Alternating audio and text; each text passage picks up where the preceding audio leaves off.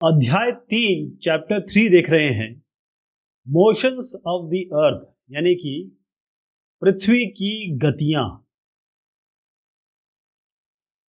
यहां पर कुछ चीजें समझना जरूरी है कि सन यहां है, अर्थ यहां है और अर्थ पृथ्वी सन का चक्कर लगा रही है। चक्कर लगा रही है यानी कि सन का की परिक्रमा कर रही है और इसी को हम कहते हैं रेवोल्यूशन। क्या कहते हैं? रेवोल्यूशन। तो हम ये कहेंगे कि earth is revolving around the sun, ये एक चीज होगी। इसके अलावा जो पृथ्वी की एक्सिस है, यानी जो इमेजिनरी एक्सिस हमने मान रखी है, अपनी धुरी जो है उस पे ये घूम भी रही है। यहां पर ये घूम भी रही है। तो ये जो घूम रही है इसको हम कहते हैं रोटेशन, यानी अपनी धुरी पर पृथ्वी घूम रही है, इसे रोटेशन कहेंगे। और जब ये इस तरीके से सन की परिक्रमा लगाती है तो उसे रेवोल्यूशन कहेंगे। तो यहां पर कुछ चीजें समझना जरूरी है कि ये यहां हमने एक लाइन खींची बिल्कुल सेंटर पे गोल तरीके से, जिसको हम कह रहे हैं कि हमारा ये ऑर्बिटल प्लेन है, यानी कि यू घूम रही है और उसका परपेंडिकुलर बनाया। ये एक ऑर्बिटल प्लेन हो गया और यहां एक परपेंडिकुलर बनाया, यानी कि यहां पर 90 डिग्री में एक हमने रेखा खींची। पृथ्वी ऐसी सीधी नहीं है, आप देखिए हर लाइन टेढ़ी है यहाँ पे। अगर आप इसको ऐसे एक्सपेक्ट करें कि पृथ्वी कुछ इस तरीके से है और यहां से एक लाइन हम पास कर रहे हैं या फिर हम इमेजिनरी लाइन बना रहे हैं, धुरी जो है जैसी होनी चाहिए उसको मान लीजिए कि हमारी इमेजिनरी एक्सिस है, लेकिन ऐसी है नहीं। एक्चुअल में जो एक्सिस है वो यूं है। तो जब ये ऑर्बिटल प्लेन यानी the plane formed by orbit, अब ये ऑर्बिट मतलब ये ऑर्बिट, ये है इसका ऑर्बिट, ये इसका ऑर्बिट है। तो ये जो लाइन आप देख रहे हैं, ये वाली एक इधर वाली ना, तो ये जो ऑर्बिटल लाइन है, ऑर्बिट वाली लाइन है, हमने इसको यू बना दिया ऐसे। इस प्लेन के साथ ये जो लाइन है 90 डिग्री बना रही है और ये जो लाइन है एक्चुअल एक्सिस जिस पे ये झुकी हुई है, वो एंगल जो बनाती है वो है आपका 66 डिग्री, 66.5 डिग्री, 66.5 डिग्री। पृथ्वी झुकी हुई है अपनी एक्सिस पे और वो जो एंगल बना रही है ऑर्बिटल प्लेन, ये जो ऑर्बिटल प्लेन मतलब जिस पे वो ऑर्बिट करती है, और यहां से यहां तक अगर पूरा 90 डिग्री है तो ये एंगल कितना होगा? 23.5। तो हमने ये सब इसलिए जाना कि हम बता सके कि पृथ्वी 23.5 डिग्री झुकी हुई है, टिल्टेड है, सीधी नहीं है। ये क्लियर हो गया? ओके। अब ये 67.5 डिग्री क्लियर हो गया और आपको ये भी क्लियर हो गया कि 23.5 डिग्री कहां से आया है। तो हमें कोई भी पूछेगा कि पृथ्वी कितनी झुकी हुई है, सवाल यही पूछा जाता है। ऑर्बिटल प्लेन वाला सवाल नहीं पूछा जाएगा। 67.5 डिग्री है तो ये पूछा जाएगा कि अपनी प्लेन से कितनी ये एक्सिस पे झुकी हुई है, ये है 23.5 डिग्री। ये ध्यान रहेगा आपको। इसके अलावा कि जब पृथ्वी घूम रही होती है, ऐसे घूम रही है,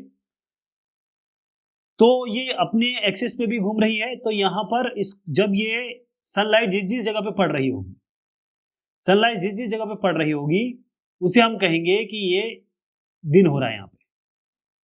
लेकिन जो पीछे का इलाका होगा वहां रात हो रही होगी। इसका मतलब कि पूरा अर्थ, ये हमें, सन तो यहां है, पूरे अर्थ को लाइट नहीं मिलती, केवल इस भाग को मिलती है, इस भाग को नहीं मिलती। तो जहां लाइट मिलती है वहां डे होगा, दिन होगा। जहां नहीं मिलती उसे हम कहेंगे नाइट, रात हो रही है वहां पे।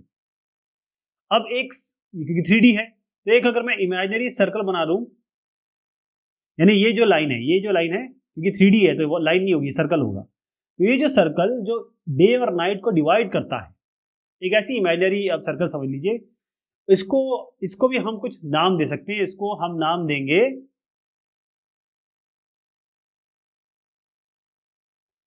इसको देंगे सर्कल ऑफ इल्यूमिनेशन। क्या कहेंगे? ये है सर्कल ऑफ इल्यूमिनेशन। इल्यूमिनेशन का मतलब होता है प्रकाश। तो सर्कल ऑफ इल्यूमिनेशन के दाईं तरफ यानी जहां सन होगा वहां पर दिन रहेगा और जो पीछे का इलाका रहेगा वहां पर रात रहेगी। अब आप देखिएगा पृथ्वी का एक बहुत बड़ा भाग जो है, क्योंकि झुकी हुई है, तो ऊपर का भाग जो इधर का है, यानी ये जो एक्स्ट्रा भाग है, ये अगर हमारी हमारी धुरी है, ये जो एक्स्ट्रा भाग है इसको भी लाइट मिल रही है। ये अगर नॉर्मल होता, तो ये अगर नॉर्मल केस होता तो इस भाग को डे होता, इस भाग में नाइट होता। लेकिन हो ये रहा है कि ये कुछ इस तरीके से झुकी हुई है, तो ये जो एक्स्ट्रा भाग है, ये वाला जो भाग है, ये भी डे हो रहा है, और जिसको लाइट मिलनी चाहिए वो चला गया नाइट में। अब ये जो धुरी में झुकना हुआ, और इसके कारण से कई चीजें आएंगी। कई चीजें क्या आएंगी? एक तो मौसम आएंगे। कुछ दिन मैं बताऊंगा आपको कि अलग अलग दिन में क्यों डे, कई ऐसे दिन होते हैं जैसे जिसमें दिन बहुत बड़ा होता है, रात कम होती है, छोटी होती है, और इसी का उल्टा समझेंगे। एक जो हमारा ये ग्लोब है, ये अर्थ है, ये पूरे 24 घंटे लगाता है अपनी धुरी पे घूमने के लिए, 24 घंटे। तो इसी को हम कहते हैं एक दिन। अब इसको आप दो भाग में डिवाइड कर सकते हैं, 12 घंटे 12 घंटे, 12 घंटे का की रात, मतलब इसको नाइट कर देते हैं, 12 घंटे का दिन, नाइट और डे। लेकिन इसमें एक चीज है कि हमेशा ये नाइट और डे नहीं होता, एक समय ऐसा आता है, दो समय ऐसे आते हैं। एक सुबह का समय जहां पर नाइट और डे एक साथ मिलते हैं, डॉन कहते हैं इसको। ऐसी शाम का समय जिसमें रात हो रही होती है, रात आने को होती है और दिन जाने को होता है।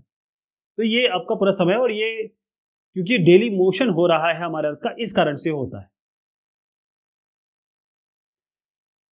अब आप मान के चलिए कि अगर अर्थ रोटेट नहीं कर रहा होता तो क्या होता, मतलब ये बिल्कुल फिक्स ऐसे ही घूम रहा होता, तो यहां सन की पूरी रेस केवल यहीं पड़ती होती, इस भाग का क्या होता?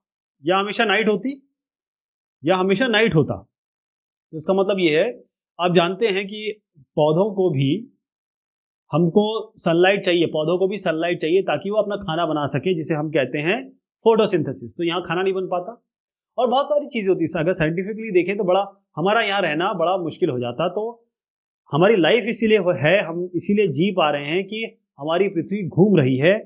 कभी किसी को दिन मिलता है, कभी किसी को रात मिलता है, 12 घंटे दिन मिलता है, 12 घंटे रात मिलता है।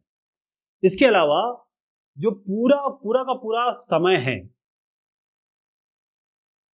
ये पृथ्वी जब पूरी, मतलब यहाँ पॉइंट है और इस पॉइंट पे दोबारा घूम के यहाँ चली आएगी, इसके लिए पूरे दिन, पूरा जो दिन होते हैं वो होते हैं 365 दिन। कितने होते हैं? 365 दिन। इसी को हम एक साल या 1 ईयर कहेंगे। एक साल मतलब 365 दिन, 365 दिन। अब सुनिए, 365 दिन नहीं लगते, पूरा घूमने में इसको लगते हैं 365 दिन 6 घंटे। लेकिन हम तो अभी तक यही जानते हैं कि 365 दिन लगता है एक साल का, एक साल में 365 दिन होते हैं। तो इसके लिए भी थोड़ा सा चर्चा करेंगे। कैसे? आपने लीप ईयर सुना होगा। लीप ईयर क्या होता है? लीप ईयर होता है ऐसा साल जिसमें फरवरी के महीने में 28 की जगह 29 दिन होते हैं। 28 की जगह 29 दिन होते हैं। अब ये कॉन्सेप्ट कहाँ से आया? ये कॉन्सेप्ट ऐसे आया कि हमारे हर साल में 365 दिन में 6 घंटे हमारे पास एक्स्ट्रा पड़ जाते हैं, क्योंकि हम 365 दिन ही मानते हैं। दूसरे साल में क्या होगा? 365 दिन 6 घंटे और आ गए। तीसरे साल में क्या होगा? 365 दिन 6 घंटे और आ गए। चौथे साल में क्या हुआ? 365 दिन 6 घंटे और आ गए। तो 6 चौको 24, तो 24 घंटे बन गए ना। तो ये जो 365 दिन थे, इन चारों को अगर मैं मिला दूं तो 24 कह सकते हैं। उसको यहाँ जोड़ दिया जाए तो 367 दिन होते हैं। हर चौथे साल में 367 दिन होंगे, और वो जो एक एक्स्ट्रा दिन है वो हम फरवरी के 28 तारीख की जो मंथ होता है उसमें जोड़ देते हैं। फरवरी 29 हो जाती है। जैसे 2020 जो अभी गुजरा है उसमें 29 दिन थे फरवरी में, वो लीप ईयर था। अगला जो लीप ईयर आएगा वो आएगा 2024 में। ध्यान रहेगा, अगला जो लीप ईयर आएगा वो 2024 में आएगा। अब एक साल को हम कई भागों में डिवाइड कर सकते हैं। मेनली हम 4 भाग में डिवाइड करते हैं। अब मैं सीजन की तरह बता रहा हूं, सीजनल। ये जो सन यहां बना हुआ है वो यहां नहीं बना हुआ है। क्यों? क्योंकि केप्लर लॉ ये कहता है कि सन और अर्थ या फिर और जितने भी प्लैनेट हैं ये कभी भी सर्कुलर ऑर्बिट में नहीं घूमते हैं, ये घूमते हैं इलिप्टिकल ऑर्बिट में। ठीक, जहां पर सन एक इसमें होता है, फोकल में होता है या फोकल पॉइंट पे, क्योंकि दो इसके फोकस होंगे, वहां होता है। सन बिल्कुल सेंटर में नहीं होता है। तो इसी कारण से हमारे जो मौसम बनते हैं वो इसी शेप के कारण बनते हैं, इसी परिक्रमा या ऑर्बिट के कारण बनते हैं, कि प्रॉपर सर्कुलर नहीं है। तो 4 सीजन कौन कौन से हो गए? एक हो गया आपका समर, एक हो गया आपका विंटर, एक हो गया आपका स्प्रिंग, और एक हो गया ऑटम। वसंत, स्प्रिंग, ऑटम, समर, विंटर, गर्मी, सर्दी, और इसमें 2 और मौसम जोड़ दिए, स्प्रिंग और ऑटम। बनता कैसे है ये मौसम कैसे बन रहे हैं, इसको मैं यहां बताता हूं, फिर आपको जरा एक डायग्राम और दिखाऊंगा।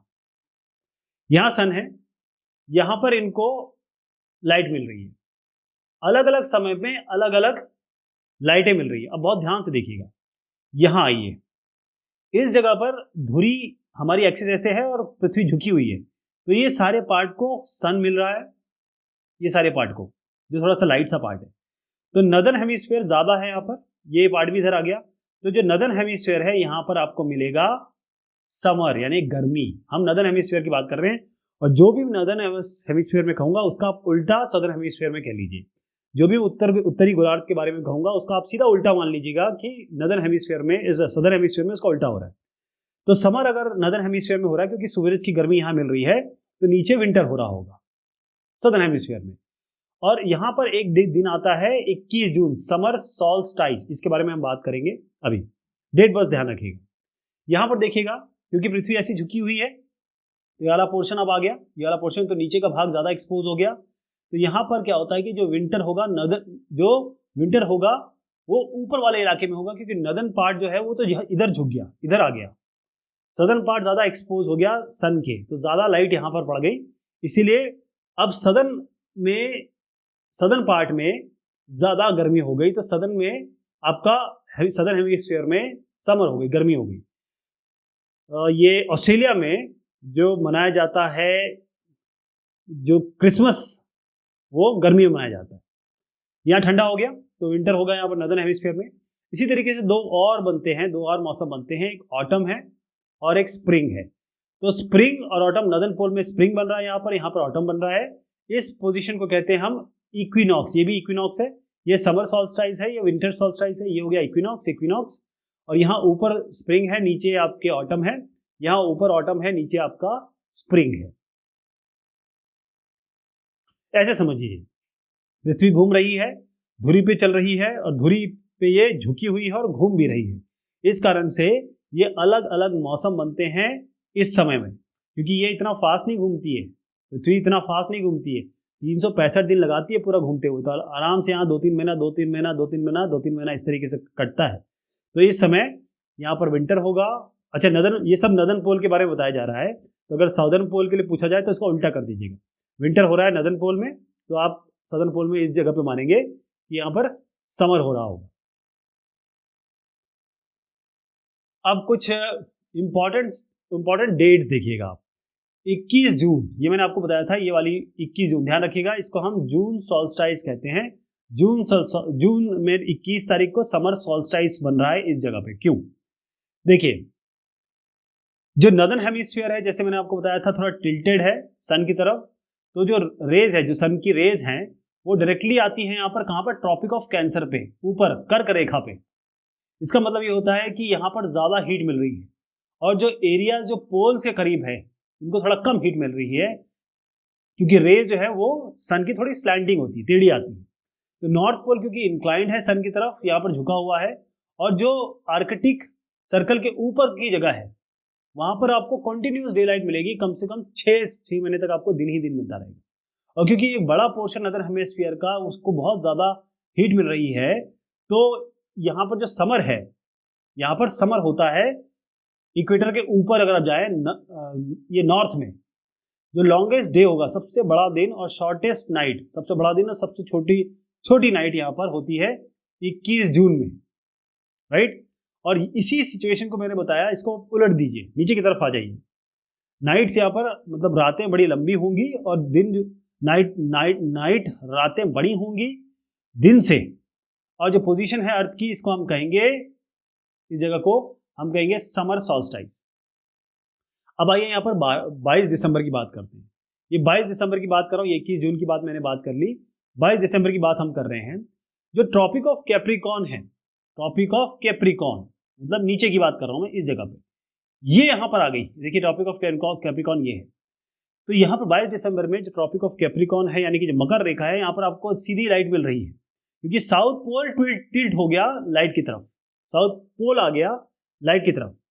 और क्योंकि यहाँ पर वर्टिकली आपको मिल रही है लाइट ट्रॉपिक ऑफ कैप्रिकॉर्न में, यानी कि 23-23.5 डिग्री साउथ में, तो बहुत सारा पोर्शन जो सदर्न हेमिस्फीयर का है इसको लाइट मिलने लगती है। यहाँ पर दिन अपने बड़े हो जाते हैं, नाइट रातें छोटी हो जाती हैं, और अगर आप ऊपर की तरफ जाएंगे तो ये रिवर्स हो जाएगा।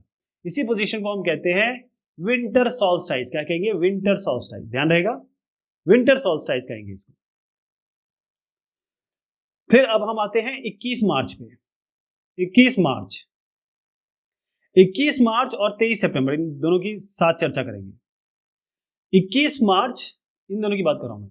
21 मार्च और 23 सितंबर, इसमें डायरेक्ट जो लाइट है सन की वो आपके इक्वेटर पे पड़ती है। देखिए यहाँ इक्वेटर पे, यहाँ इक्वेटर पे पड़ रही है। इस पोजीशन पे जो पोल्स हैं, नाइदर ऑफ द पोल्स, कोई भी पोल जो है वो टिल्टेड नहीं है सन की तरफ। तो इसका मतलब पूरा का पूरा अर्थ इक्वल डे और नाइट एक्सपीरियंस करता है, मतलब दिन और रात के समय में अंतर नहीं होता है, इसीलिए इक्वल होते हैं। इसलिए इक्विनॉक्स में आप देखिएगा इक्यू है, इक्वल के लिए है इक्विनॉक्स, इसको हम इक्विनॉक्स कहते हैं।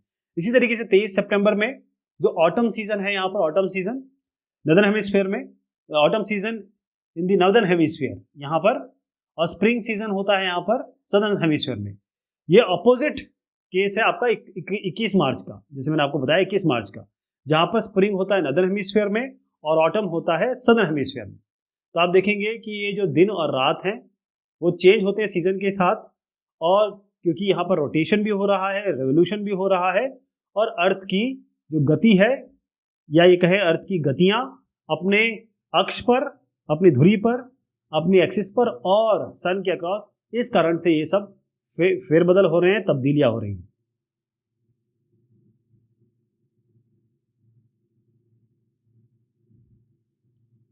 तो ये बात हुई इस चैप्टर की। बहुत शुक्रिया, बहुत मेहरबानी आप सभी की।